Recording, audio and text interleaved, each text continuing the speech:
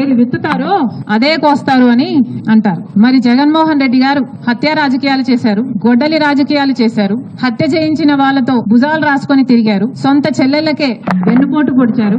5 కోట్ల మంది ఆంధ్ర రాష్ట్ర ప్రజలకు బీజేపీ పార్టీకి ప్రత్యేక హోదాను తాకట్టు పెట్టారు. ఈ రోజు జగన్మోహన్ రెడ్డి గారు ఢిల్లీలో ధర్నా చేస్తారా? ప్రత్యేక హోదా కోసం ఎందుకు చేయలేదండి ధర్నాలు? 5 సంవత్సరాల మీద అధికారంలో ఉన్నారు కదా, మరి ఢిల్లీలో మీరు ప్రత్యేక హోదా కోసం ఎన్నిసార్లు ధర్నాలు చేశారు? ప్రత్యేక హోదా అసలు ఊసే లేకుండా చేశారు కదా. ప్రత్యేక హోదా గురించి మీరు ఏ రోజు పట్టించుకోలేదు, పోలవరం గురించి మీరు ఏ రోజు పట్టించుకోలేదు, రాజధాని గురించి అని చెప్పి 3 రాజధానులను కన్ఫ్యూజ్ చేశారు. ఆఖరికి కడప స్టీల్ ఫ్యాక్టరీని కూడా మీరు పట్టించుకోలేదు. విశాఖ స్టీల్ మన రాష్ట్రానికే తలమానికం అయినా అమ్మేస్తామన్నా కూడా పట్టించుకోలేదు. ఈ రోజు మాత్రం ఢిల్లీకి వెళ్లి ధర్నా చేస్తారట. మీ కార్యకర్తను చంపేస్తే ఢిల్లీకి వెళ్లి మీరు ధర్నా చేస్తున్నారే, మరి మీ సొంత చిన్నాన్నను చంపేసినప్పుడు మీరు ఢిల్లీలో ఎందుకు ధర్నా చేయలేదు న్యాయం కోసం?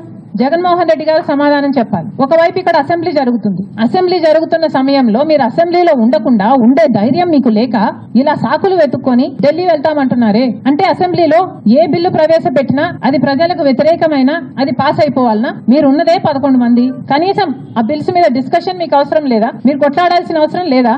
ఏం ఆలోచన చేస్తున్నారు జగన్మోహన్ రెడ్డి గారు? అసలు ఈ వెనుకొండలో జరిగిన హత్య కూడా పొలిటికల్ మర్డర్ ఇది కానే కాదు, ఇది వ్యక్తిగత మర్డర్ అని కూడా అంటున్నారు కదా. మొన్నటి వరకు కూడా హత్య చేసిన వాళ్ళు, హత్య గురైన వాళ్ళు ఇద్దరు వైసీపీతోనే ఉన్నారు. మరి అలాంటప్పుడు ఇది పొలిటికల్ మర్డర్ ఎలా అవుతుంది? ఈ పొలిటికల్ మర్డర్ అని మీరు చెప్పి మీరు ఢిల్లీకి వెళ్లి ధర్నా చేస్తున్నారా?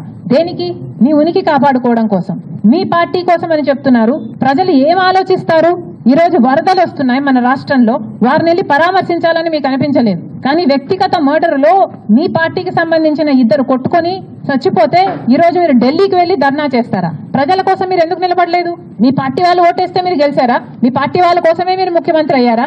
5 సంవత్సరాలుగా మీరు ప్రజల కోసం పనిచేయలేదు, కానీ ఈ రోజు ఢిల్లీకి వెళ్లి ధర్నా చేస్తారట. సిగ్గుండాలి కదా. కానీ ఈ విషయంలో పోలీసులను కూడా అడుగుతున్నాం, నడి రోడ్డు మీద ఇలా హత్యలు చేసుకుంటుంటే పోలీసులు ఏం చేస్తున్నారు? ఆంధ్ర రాష్ట్ర పోలీసులుగా మీ బాధ్యత కాదా లా అండ్ ఆర్డర్ మెయింటైన్ చేయడం?